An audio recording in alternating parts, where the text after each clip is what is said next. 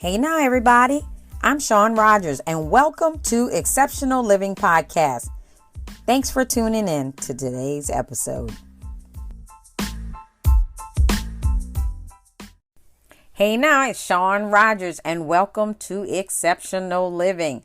Thanks for tuning in for your time of motivation and inspiration. Today's topic, in honor of Mother's Day, is Remember Rizpah. Remember Rizpah. And we're going to be talking about how a mother's love never dies. I hope that you'll be inspired. As a matter of fact, I know that you're going to be inspired by this lesson today.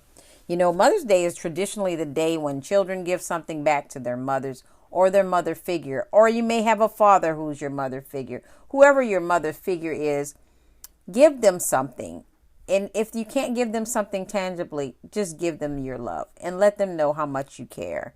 But it's traditionally the time of year, of course, where we give back to our mothers. It is considered the second largest shopping day of the year, other than Christmas.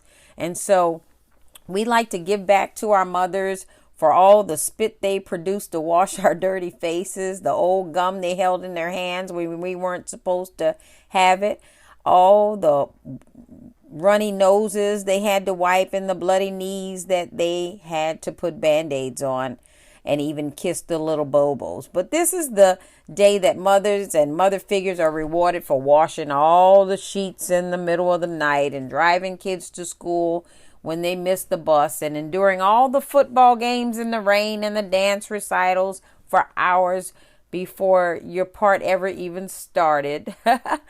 It's a day of an appreciation for sharing good times and bad times. And for those of us who it may be a rough time for you, like me, you know, my mom has passed on to be with the Lord many years ago. Yet I still miss her even to this day. It never changes. But don't let the enemy beat you up with that. Think of all the positive and fond memories that you have. And even if you didn't, thank the good Lord that He used your mother to birth you into the earth. Why? Because you have a great purpose to fulfill among all of us. And so be glad that the Lord chose you to come into the earth in and through your mother. So today we want to thank all moms out there for the difficult and often thankless job that they do. And, you know, mothers are very important. We could not have made it here without them. And so they provided great comfort many times through the years and stability to us. And so God says to honor thy mother and father that your days may be long on the earth. So let's remember that principle as we go through life.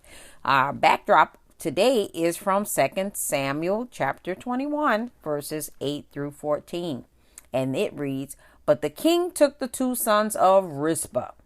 That's who we're talking about today, Rizpah. Rizpah, the daughter of Ai, whom she bare unto Saul, Armani and Mephibosheth, and the 5 sons of Michal, the daughter of Saul, whom she brought up for Adriel, the son of Barzai, and the Mahalathite. And he delivered them into the hands of the Gibeonites, and they hanged them in the hill before the Lord. And they fell all 7 together, and were put to death in the days of harvest, in the beginning of the barley harvest. And Rizpah, the daughter of Ai, took sackcloth and spread it for her upon the rock, from the beginning of harvest until water dropped upon them all out of heaven, and suffered neither the birds of the air to rest on them by day, nor the beasts of the field by night. And it was told David that Rizpah, the daughter of Ai, the concubine of Saul, had done. And David went and took the bones of Saul and the bones of Jonathan his son from the men of Jabesh Gilead, which had stolen them from the street of Bethshan, where the Philistines had hanged them. And when the Philistines had slain Saul in Gilboa, and he brought up from there the bones of Saul and the bones of Jonathan his son, and they gathered the bones of them that were hanged, And the bones of Saul and Jonathan his son buried they in the country of Benjamin in Zelah, and in the sepulchre of Kish his father. And they performed all that the king commanded. And after that, God was entreated for the land. And so our topic today is Remember Rizpah. This is a poignant story that I believe is going to bless your hearts. You know, I went looking for a mom in the Bible to preach about, and I came across this mom that is probably not well known, and her name is Rizpah. And she is certainly a mother that is worthy of honor. Rizpah was one of Saul's concubines. This is King Saul in the book of 1 Samuel. So concubines is simply a woman who has had children for a married man back in Bible days. And so in our time, we would call her a mistress. Okay. So she was the other woman. She was the chick on the side, Rizpah. Rizpah was the concubine of Saul. So Rizpah had 2 sons by Saul, the former king of Israel, because remember, he got disqualified and David ended up being anointed by God to take his place. And at this time, Saul is dead. And now David is the king. So 2 Samuel 21 and 1 through 7, let's get caught up on the story. So in verse 1, it says, Then there was a famine in the days of David 3 years, year after year, and David inquired of the Lord. And the Lord answered, It is for Saul and for his bloody house, because he slew the Gibeonites. And the king called the Gibeonites and said unto them, Now the Gibeonites were not of the children of Israel, but of the remnant of the Amorites. And the children of Israel had sworn unto them, and Saul sought to slay them in his zeal for the children of Israel. Stop here and cut. So now Rizpah was one of Saul's concubine. Concubine back in the Bible days, she was simply a woman that had children for a married man. So in our time, we would call her a mistress. We would call her the chick on the side. We would call her the other woman. So Rizpah, the other woman, has had 2 sons by Saul, the former king of Israel. And because now David is king, Saul had gotten, of course, disqualified. And in the midst of warring, he and his sons were killed. And so at this time, Saul is dead and now David is king. And so to make a long story short, Saul had slew some Gibeonites and God was not pleased. And in the end, Saul ended up with him and his sons hanged. They killed them because of the disobedience that went on. So as chapter 21 opens, there's a famine in Israel. And there's a famine that had been going on for 3 years. And David, in the midst of this famine, realizing that it was probably a judgment from the Lord because of what had happened, David sought God's face, meaning he went and prayed to the Lord asking, what should I do? And so it's just like for us today, you know, we get to a point in our lives and we're not sure what to do. We ask God, what should I do? And so that was a good thing that David did, because whenever we're facing famine in our lives, whether it's physical, emotional, or even spiritual, we should inquire of the Lord. Lord, what should I do? So that we get the wisdom of God. And so the Lord told David the reason for the famine. And he said, it is on account of Saul and his blood-stained house. And it is because he put the Gibeonites to death. God did not give him approval to do that. So what the Lord is talking about here is a treaty that Joshua had made with the Gibeonites right after Israel had entered the promised land and defeated Jericho. So in the name of the Lord, Joshua swore that Israel would always protect the Gibeonites. And oh my goodness, here we are. Saul has killed them. So well over 400 years later, when Saul was king, things had changed. And so Saul, as you know, towards the end of his life, he was disobedient to God, and he ruled by pride, his self-will, and his ungodly desires. And he broke the treaty that God had made with the Gibeonites.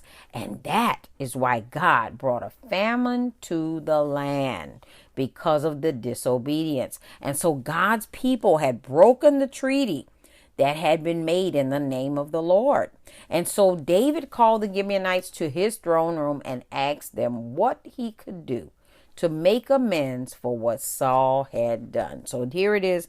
David is trying to do what is right. He's trying to make it right. And so what they asked for was, they asked for 7 of Saul's descendants to be delivered to them as restitution so they could kill him. Because they were like, you killed my people. Now we want 7 of your people from Saul, and we're going to kill him. Because of the disgrace that Saul had brought on the Gibeonites. And so David agreed, and he delivered the 7 men to the Gibeonites. And 2 of those men were sons of Rizpah. Oh my goodness. So today, as we look at the life of this devoted mother, we will see that Rizpah is a good example for all mothers today. You know, it's my hope to both challenge and to encourage not just mothers that are listening, but everyone. This message is for everyone, because as we look at some of the qualities of Rizpah, I know that this message will touch the hearts of everybody listening. So the first point that I want to make, and that I want you to see out of this today, is that godly mothers like Rizpah, they love their children. Godly mothers love their children. What was it that drove Rizpah to that gruesome scene on the hill? She knew that her sons were being killed, why they were being killed, and how they were going to be killed. Because back then, depending on the type of circumstance, was the type of death that you had to endure. And so, but it was her love for her 2 sons that drove her to the hill in which they killed them on. She had to be there for them as they took their last breath. And the love that Rizpah displayed on that hill has not been forgotten. So much so that this story is being told in the Bible as a remembrance of her undying love as a mother. And so many who have heard it, even until today, comment on Rizpah and her strength as a mother. You know, I, for one, have not forgotten this story of a mother's love since the day I first heard it some years ago. You know, Rudyard Kipling said, he was an English poet. He says this: heard of his mother's love, and Rizpah was no doubt the inspiration behind his poem called Mother of Mine. And his poem simply went, if I were hanged on the highest hill, mother of mine, oh mother of mine, I know whose love would follow me still. Mother of mine, mother of mine. So Rizpah had an unconditional love for her sons. One thing for sure about Rizpah's love for her children is that it was an unconditional love. Her sons were executed like criminals, and they were executed because of someone else's disobedience.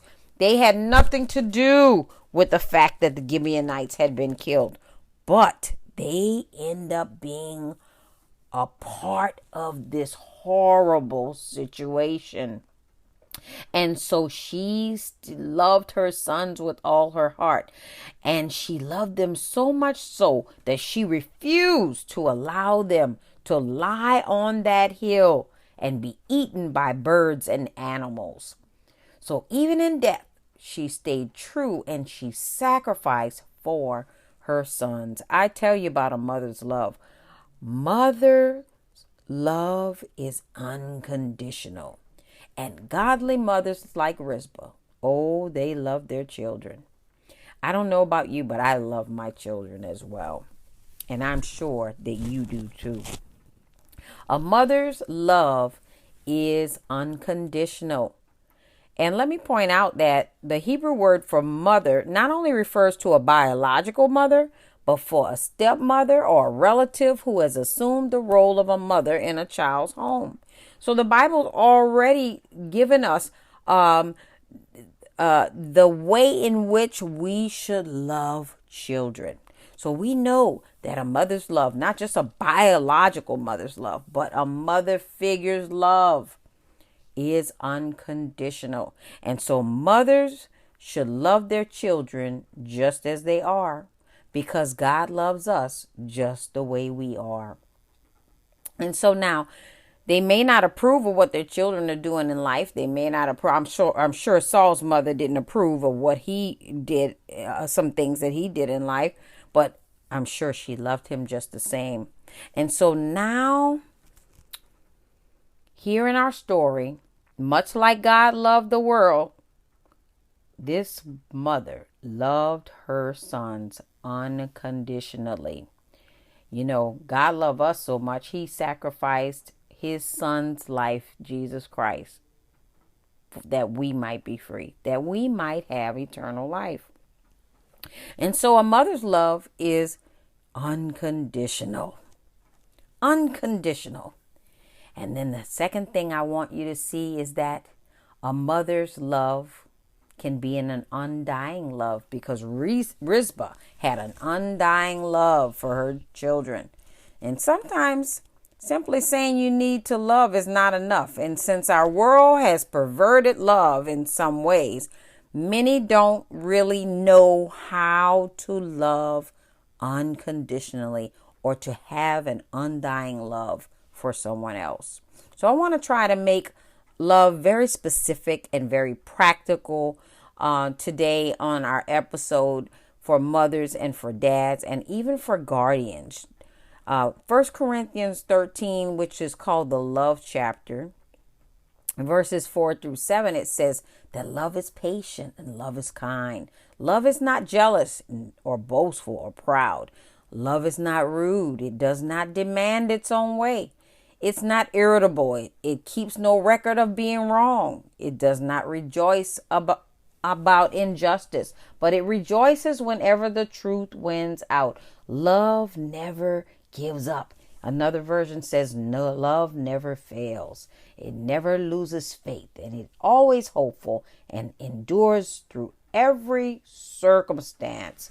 You know, there's different types of love that we experience in our lives, you know, and one of them is the agape love. And agape love is an unconditional love. It's an unconditional love in practice, which means that you are operating in true love and that it never ends. No matter what, it can endure through anything. And so you're listening today, you may be going through some trying times in your relationships in life.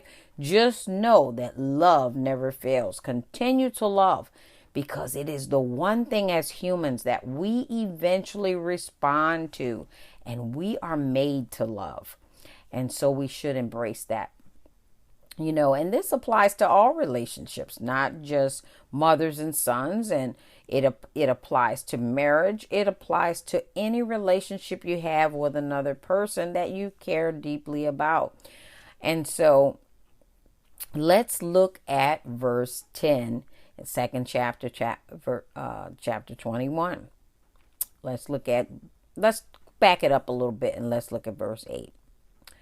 And it says, but the king took the 2 sons of Rizpah, the daughter of Ai, whom she bare under Saul, Armani and Mephibosheth.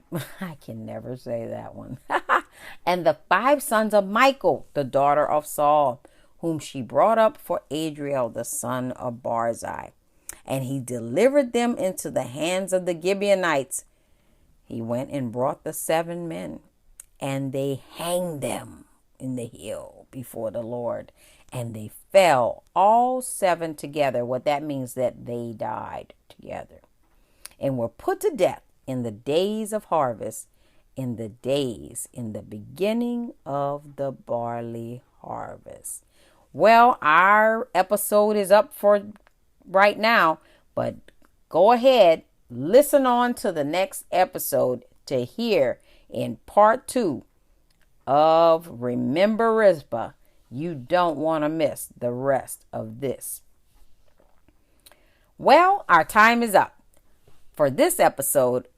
We're out of time, but not out of word. You want to complete this series, Remember Rizpah. Go ahead, press that subscribe button and share to some friends.